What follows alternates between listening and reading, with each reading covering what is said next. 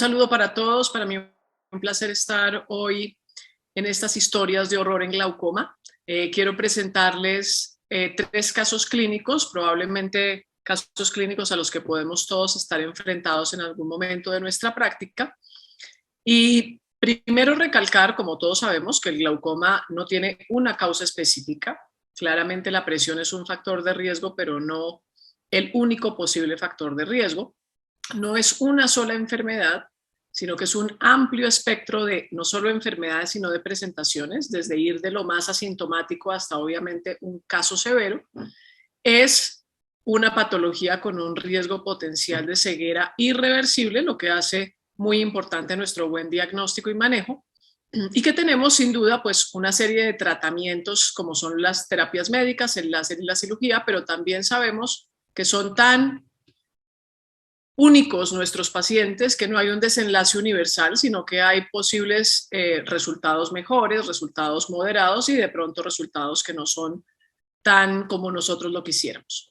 Reducir la presión es nuestro tratamiento y factor modificable, pero siempre pensamos obviamente también en la calidad de vida del paciente para poder hacer lo mejor posible por él. Entonces, con ese preámbulo quiero primero contarles este primer caso. Este es un caso de un hombre, como ven allí, de 66 años. A mí me lo remitieron por primera vez en el año 2016. Era remitido por el oftalmólogo general por una sospecha de glaucoma. No tenía aparentemente un diagnóstico confirmado, pero ya lo venían medicando con latanoprost desde hacía un año. Tenía, como pueden ver ahí, unas córneas bastante buenas, de buen grosor. Estaba medicado por ser hipertenso arterial y por tener hipotiroidismo. Era usuario de gafas y no tenía ningún antecedente conocido de glaucoma. En esta imagen les muestro cómo podemos ver que el examen clínico sí tenía unas características muy específicas, no simplemente de una posible sospecha de glaucoma, que ahorita lo veremos en el examen del fondo de ojo, sino en el segmento anterior. Teníamos unos ojos con una miopía leve, con astigmatismo, con una corrección que no pasaba de 20-25, y fíjense que la presión con el latanoprost en esa única toma estaba bastante adecuada, podríamos decir en 14 milímetros de mercurio. Pero claramente vemos en el endotelio de la córnea pigmento, lo que podríamos llamar el uso de Krukenberg, y tenía defectos de transiluminación. La gonioscopía era claramente amplia, con unos ángulos bastante buenos, sin sinequias, pero con la característica típica, si ya veíamos este endotelio de esta forma, con pigmento más o menos de 4 cruces. Y un hallazgo relevante era que tenía además una concavidad posterior del iris con unos discos ópticos que llamarían la atención por su excavación aumentada. Y vean cómo en la gonioscopía podemos ver claramente una malla trabecular completamente pigmentada, homogénea, densa, en algunos sectores más que en otros. Y fíjense cómo vemos acá, especialmente en esta foto del medio, esa concavidad posterior del iris, que no siempre se presenta en pacientes con dispersión pigmentaria, pero que claramente cuando se presenta ya nos está mostrando que hay un diferencial de presión entre la cámara anterior y la cámara posterior. Aquí pueden ver que tenía probablemente también algo de esclerosis cristaliniana y un importante gerontoxón. De manera que el paciente ya no tiene un diagnóstico simplemente de una posible sospecha de glaucoma, y como les digo ahora, les muestro los exámenes ya del seguimiento de glaucoma como tal. Pero el diagnóstico no solamente es su parte refractiva del astigmatismo miópico, sino que ya manifestaba un glaucoma pigmentario en el ojo izquierdo y sin duda pues síndrome de dispersión pigmentaria en ambos ojos. Cuando hay concavidad posterior del iris, y acá les pongo las referencias porque esto puede ser controversial, se ha visto la posibilidad del beneficio de realizar iridotomía en ambos ojos simplemente con el propósito de cambiar la configuración del iris, evitando un poco ese roce que está liberando probablemente más pigmento e igualar las presiones de ambas cámaras, más que para hacer obviamente un tratamiento por un ángulo estrecho como sería lo habitual. El tratamiento se continuó lo que el paciente ya traía, dado que la presión no estaba descontrolada. Fue teniendo sus controles de rutina, su absoluta seguimiento juicioso, y vamos a ver cómo los campos visuales venían estando estables en este momento, pero se empezaba a ver que la agudeza visual de este paciente en el ojo izquierdo en particular empezaba a disminuir y él se quejaba precisamente de eso. Se le revisó, se le explicaba la progresión de la catarata, la posibilidad obviamente de una cirugía, su control rutinario, pero a veces, como nos sucede, los pacientes van de un lado para otro y de pronto regresa, pero cuando regresa, regresa un tiempo posterior informando que había ido a otro servicio médico de lo que corresponde a su seguro de la seguridad social y que le habían ofrecido hacer un tratamiento de láser en el ojo izquierdo, que se lo habían realizado hacía aproximadamente un mes, correspondiente a una trabeculoplastia láser selectiva. Y el paciente se quejaba de la posibilidad de que desde el procedimiento del láser estuviese viendo menos por el ojo izquierdo. Cuando llegó con el tratamiento hecho, pero con una terapia muchísimo más intensa de la que venía teniendo. Nos quedamos en que solamente usaba latanoprost y fíjense que llegó con 4 medicamentos, timolol, dorzolamida, brimonidina y el latanoprost, lo que nos hace pensar que probablemente o el láser se lo ofrecieron simplemente por la dispersión pigmentaria, o el láser se lo ofrecieron porque hubiese tenido la presión alta, no lo podemos saber y el paciente no lo sabe, pero es bastante particular que esté con una máxima terapia médica adicional a la trabeculoplastia láser. Al examen físico externo se le ve una marcada congestión conjuntival, pues está con todos estos medicamentos, se empieza a ver una anisocoria con una pupila un poco más dilatada en ese ojo izquierdo y la catarata con una mayor densidad, por lo menos a lo que nosotros la habíamos dejado. La presión estaba en 2 en su ojo derecho y estaba en 16 con todo ese tratamiento en el ojo izquierdo y se nos viene a atravesar, como nos pasó a todos y a muchos de nuestros pacientes, la pandemia, lo que hizo que seguramente también desafortunadamente perdiéramos un poco ese seguimiento. De manera que el paciente regresa mucho tiempo después, regresa hasta junio del año 20, como decíamos, en el medio de plena pandemia, por realmente su queja era el empeoramiento progresivo de la visión. Y ya deseaba y ahora sí estaba convencido de que quería operarse la catarata. Sorpresivamente, antes de la cirugía de la catarata, y digo sorpresivamente porque aunque podríamos esperar sin duda cambios en el recuento endoteliar, es un ojo que no tiene cirugía previa aparte del láser SLT que le realizaron. Fíjense que el recuento endotelial llegó bajísimo, 570 células, de manera que ya había otra advertencia distinta y era el alto riesgo de posible descompensación de la córnea eventualmente. Se le propone, y pensando en que era un glaucoma pigmentario y que esto podría tener un buen desenlace en algún procedimiento de ángulo, se le propone hacer la FACO más el implante de lente intraocular y combinándolo, como ven allí, con una goniotomía con el Cajuc Dual Blade en ese ojo. La malla trabecular clarísimamente, pues supremamente pigmentada. Aquí haciendo una técnica que se llama mark and meet en inglés, que es marca uno de los extremos, ahí empieza a sangrar un poco, que es lo incómodo muchas veces de esta cirugía, pero se puede observar perfectamente. Y después de hacer la marca en una zona inicial, desplazándose un poco, se va hacia el extremo contrario, eso intentando es abarcar la mayor cantidad de grados posible durante la cirugía. El procedimiento marcha sin ningún inconveniente, aparte del sangrado básicamente esperable, probable en este tipo de procedimiento, y se ve una limpieza bastante significativa y buena de ese sector de la malla trabecular. Cuando hacemos esto vamos viendo cómo ese pigmento se va, la malla se va realmente, nos la vamos levantando, nos la vamos trayendo hasta que hacemos todo el recorrido y después con una pinza pues vamos resecando, sacando del ojo más bien el remanente para dejar el área bien limpia. Entonces la cirugía realmente marchó sin ningún contratiempo, con un aparente resultado anatómico bastante bueno, esperando la posibilidad sin duda de tener una córnea no tan clara por los hallazgos del recuento endotelial posteriores en los días posteriores a la cirugía. Entonces, aquí les voy a mostrar ese primer día post cirugía. El paciente no tenía realmente algún hallazgo trascendental, la córnea se veía medianamente buena, habíamos dejado un puntico para evitar cualquier escape. Aquí pueden ver dónde está la iridotomía previamente hecha tiempo atrás, pero la presión, sin estar mala, no estaba como nos hubiera gustado, estaba en 18, pero claro, puede haber inflamación, puede haber sangre, etcétera, pero dijimos pongamos una gota de timolol también en estos pacientes después de Cajuc.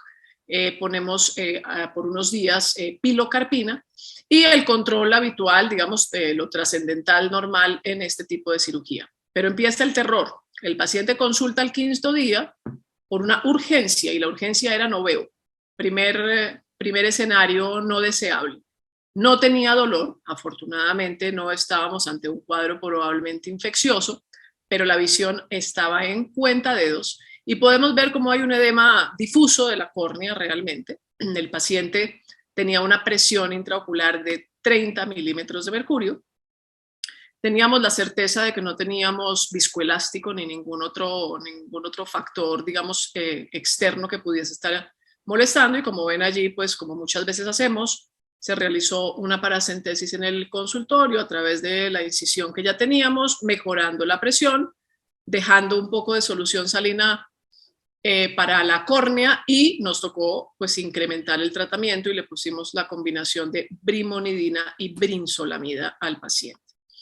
Vemos cómo fue evolucionando. Al 7.º día la visión estaba mejor, la presión algo mejor, pero claramente no en el mundo ideal, con mejor transparencia de la córnea. Al día 11 otra vez la visión de para atrás en 20-200, la presión seguía estando en el rango no deseado, pero mejor, sin duda, en 19 y persistía el edema de la córnea. Así que se adicionó, ahora tenemos el paciente con tabletas de acetazolamida.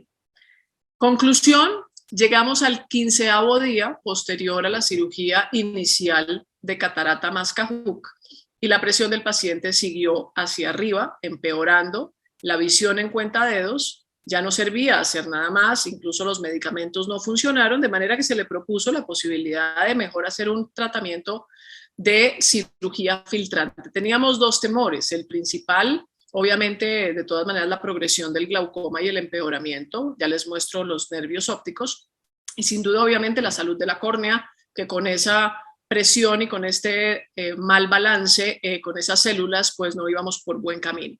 Al día 18 la presión estaba en 38 y estábamos esperando lo que tiene que ver con las vueltas administrativas del paciente para poder hacer la cirugía. Se hace la cirugía que marcha sin ninguna complejidad. Las trabeculectomías no necesariamente son más complicadas que otro tipo de cirugías microinvasivas. A la primera semana post cirugía teníamos una ampolla perfectamente formada, lo suficientemente no avascular, pero tampoco hipervascularizada, con una presión entre 7 y 10. La visión todavía estaba fluctuando, esto mucho más relacionado con, obviamente, la descompensación de la córnea que ya fue mejorando posteriormente. Los temores probables de la trabeculectomía, tuvimos durante unos pocos días un desprendimiento coroideo nasal no significativo que fue resolviendo lentamente, incluso se trató con lente de contacto terapéutico y atropina y más o menos al cabo de una semana esa condición mejoró. Pueden ver cómo la ampolla y la cicatrización pues es bastante bonita, no tiene ningún problema. Entonces aquí viene la parte glaucomatosa a la evaluación. En el ojo derecho, que es el ojo con dispersión pigmentaria, pero sin defectos ni de campo visual ni de nervio óptico importantes, podemos ver cómo el campo visual a través de los años ha sido supremamente estable y bueno, algunos defectos aislados, y también podemos ver en el ojo derecho cómo el nervio óptico a través también del tiempo, y el último examen, fíjese que es del año pasado, podemos ver cómo la capa de fibras nerviosas se mantiene con estabilidad. Pero miren la tragedia del ojo izquierdo.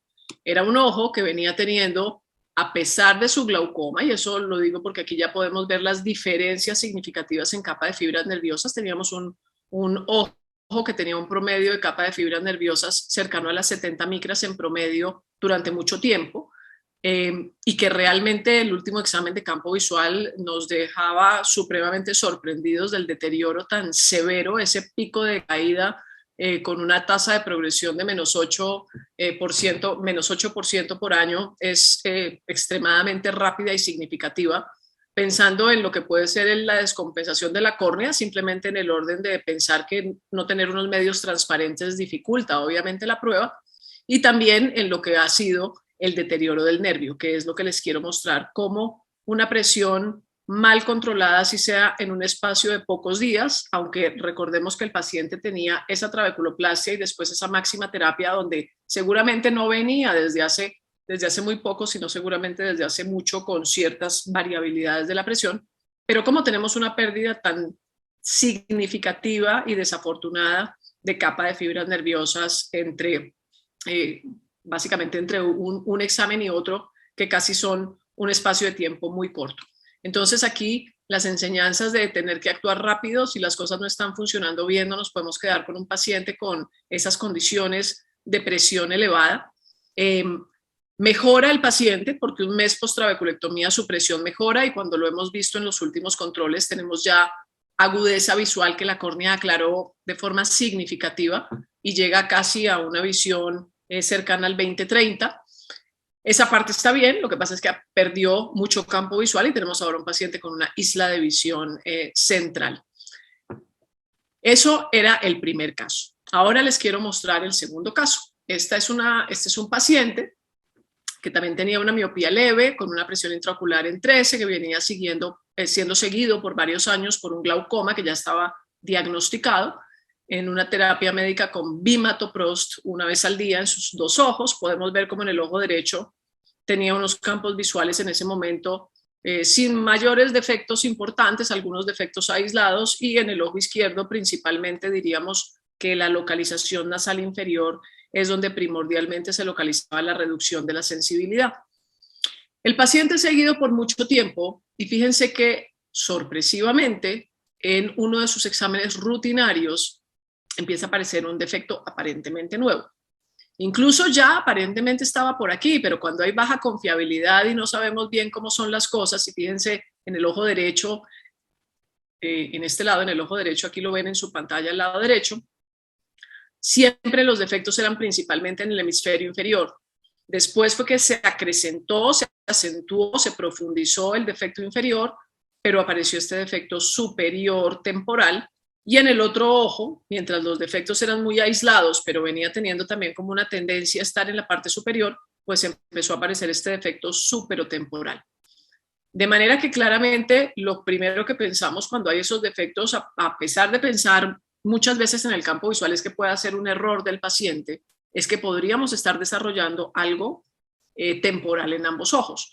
Lo que hicimos en ese momento, y además la presión no era la mejor, estaba en 18, fue adicionar algo de medicación, solicitar un nuevo examen para obviamente reconfirmar, pero por las dudas se remitió a neurología para hacer una valoración con la importancia de que eso tenía.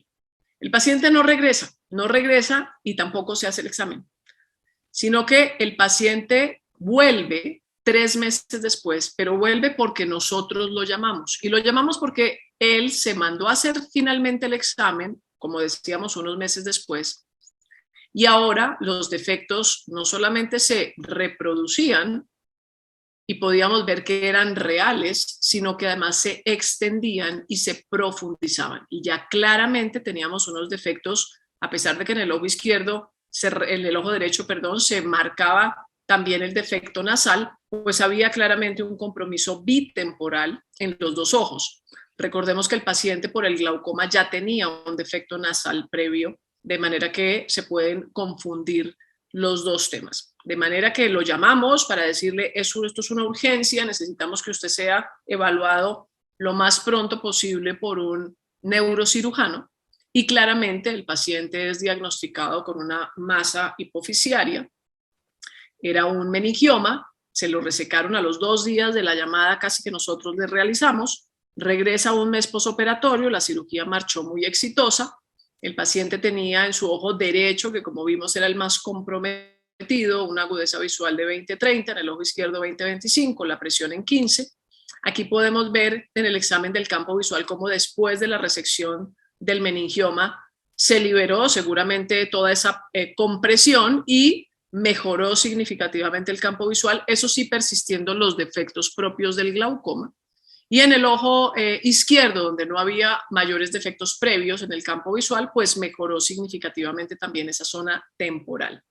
Entonces, el terror y la importancia de esto es que muchas veces podemos tener patologías concomitantes, como puede ser esto, el glaucoma y un problema neurológico, que se pueden confundir y a veces demorarnos el diagnóstico, o por el contrario, no tenemos un glaucoma, pero se clasifica como un glaucoma y realmente lo que el paciente puede tener es un problema neurológico de diversa índole. Entonces, no olviden que esas remisiones a neurocirugía o a neurología, o incluso nosotros mismos, si tenemos dudas, poder hacer una imagen de sistema nervioso central, es válido y muchas veces justificado sin ningún problema, y no importa que salga normal, eso sería el caso ideal. Pero si no sale normal, es ideal a poderlo haber hecho para poder recalcar en el paciente. Acá pueden ver ya el examen del nervio óptico, como tenemos en este ojo unas fibras nerviosas en el derecho, precisamente que es, como ya decíamos, el más afectado, ligeramente menores en promedio que las del ojo izquierdo y especialmente con un compromiso más que todo a nivel del sector temporal, y como también la zona ganglionar macular más IPL se ve alterada primordialmente en ese ojo derecho. Y aquí pueden ver el seguimiento. Es un paciente que, como les decía, en los primeros años tuvo muy buen control, a pesar de ciertas variabilidades, era un examen muy estable. Una vez la masa aparece y genera el compromiso, fíjense que hay pérdida de las fibras nerviosas, a pesar de que el campo visual mejora, sin duda por el efecto mecánico, de todas maneras sí hubo una secuela probable de la pérdida de fibras adicionales que tendremos que ahora revisar pues por su glaucoma, pero a partir de una nueva línea de base, porque ya no podemos confiar en los resultados a partir de la línea de base original, porque si no siempre vamos a tener un probable deterioro. Y el tercer caso es, espero que un caso de mucha enseñanza de algo que nos puede pasar muy comúnmente, y es una mujer que tenía en su momento 42 años, consultaba porque ella ya sabía que venía con una presión ocular alta, se la habían diagnosticado hacía 3 meses, no tenía ningún antecedente familiar de glaucoma. Y miren lo dramático de pensar en una mujer de 42 años, con una agudeza visual con corrección en un ojo 20/20, maravilloso, y en el otro ojo cuentadedos. Cuentadedos con además una refracción, como la ven ahí, claramente supremamente asimétrica, una miopía importantísima en el ojo izquierdo, precisamente en el ojo del cuentadedos, con un astigmatismo también alto, teniendo en cuenta además que tenía un antecedente de cirugía refractiva tipo LASIK hacía 11 años, con un retoque adicional. Vemos en esta fotografía, no sé si con mucha precaución lo alcanzan a ver, un montón de pigmento en el endotelio de la córnea. Tenía en esa consulta que llega, que como les digo, estaba simplemente con la historia de que tenía la presión alta y ningún otro antecedente, presión del ojo derecho 28 y en el ojo izquierdo 33 milímetros de mercurio. Podemos ver la gonioscopía, también un ángulo abierto, pero con cierto grado de pigmentación, de manera que es una paciente que tiene obviamente una dispersión pigmentaria.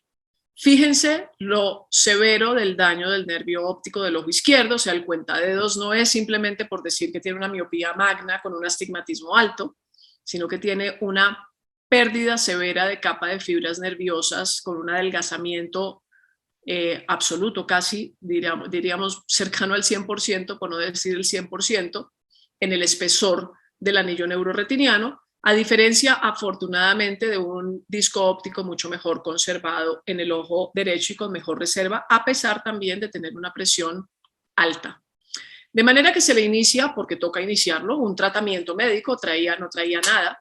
Se le empieza una terapia combinada con bimatoprost y la combinación fija de timolol dorzolamida. No teníamos más exámenes, ella no traía nada más, entonces se le piden todos los exámenes. Y de una vez, claro, hay que manifestarle que esto lo más probable es que sea de manejo quirúrgico y además el mal pronóstico, especialmente en el ojo izquierdo por la lesión tan severa que presenta. La paciente muy nerviosa, extremadamente ansiosa con sus ojos, no muy segura de las cirugías, termina, como decíamos antes, suele pasar yendo a diferentes sitios, incluso hasta viajar a los Estados Unidos a pedir opinión sobre qué hacer.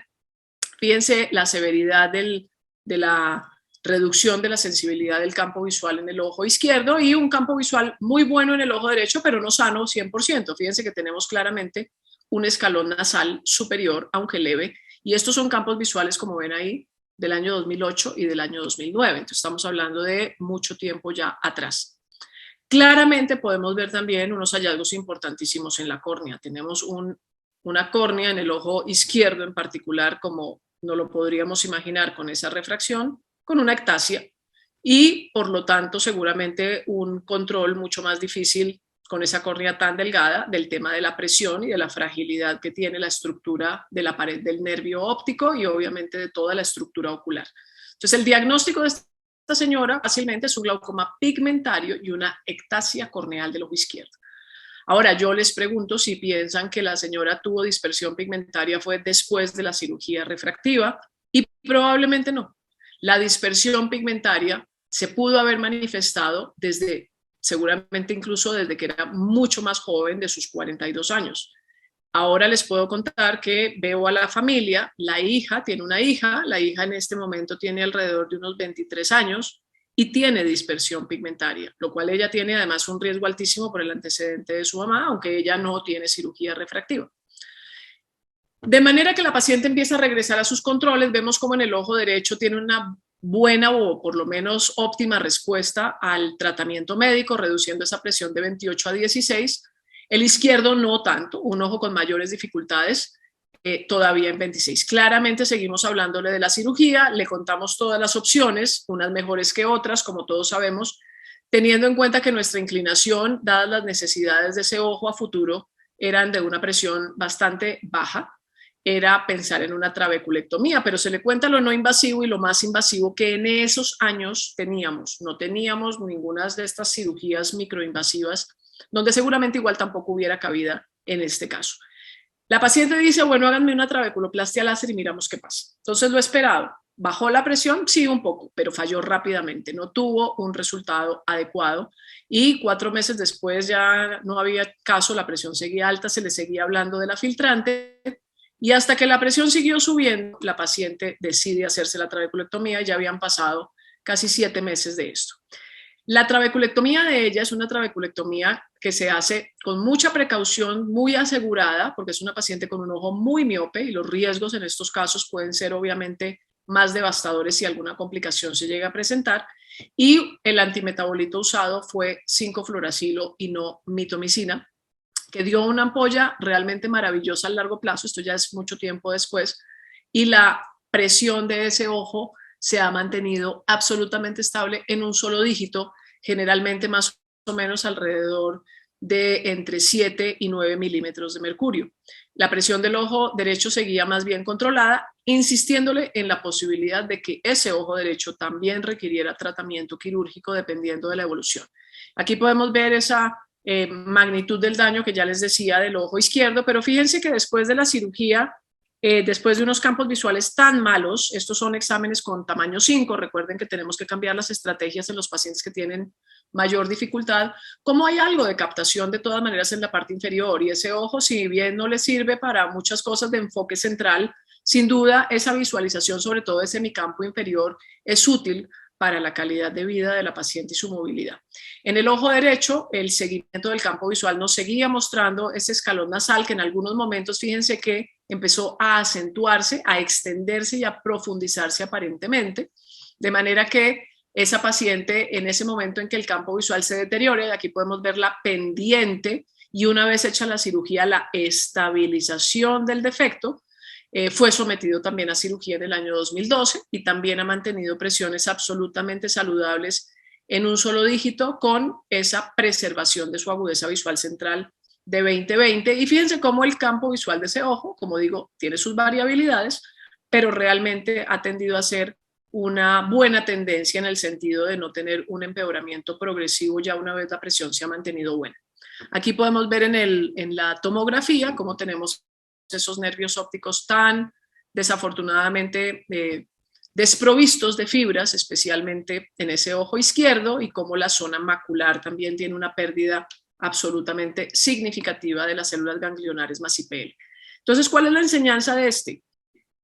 Que cirugía refractiva sigue siendo claramente una necesidad, una consulta y un deseo de muchos pacientes, generalmente más jóvenes, Y debemos ser oftalmólogos integrales y no enfocarnos exclusivamente en lo que es la córnea, en la aptitud o no de la cirugía, en la refracción y en todo este tema, sino siempre hacer el examen oftalmológico absolutamente completo. No solamente es tomar la presión, que probablemente muchos lo hacen, ojalá hiciéramos gonioscopía en todos los pacientes y encontráramos cosas como esta, evaluar muy bien el endotelio de la córnea, las historias familiares y claramente la evaluación cuidadosa del nervio óptico. Siempre será mejor encontrar predisposiciones o patologías antes de que después de la cirugía. Muchas veces muchos pacientes se quedan con la idea que fue después de la cirugía que los problemas le aparecieron y probablemente en muchos casos no. Pero es importante porque además de poder hacer un diagnóstico adecuado, podemos guiar a muchos pacientes que no son buenos candidatos para una cirugía refractiva por sus factores de riesgo que puedan tener, obviamente midiendo las probabilidades, pero sin duda esto nos hace como tener un poquito más de énfasis en buscar patologías previas en pacientes que van a cirugías aparentemente de bajo riesgo y con un pronóstico que se supone de visión va a ser el mejor, porque eso es lo que está buscando un paciente para cirugía refractiva: calidad visual y calidad de vida. Así que bueno, estos eran los 3 casos que les quería compartir. Espero los hayan disfrutado y aprendamos de ellos, y muchísimas gracias.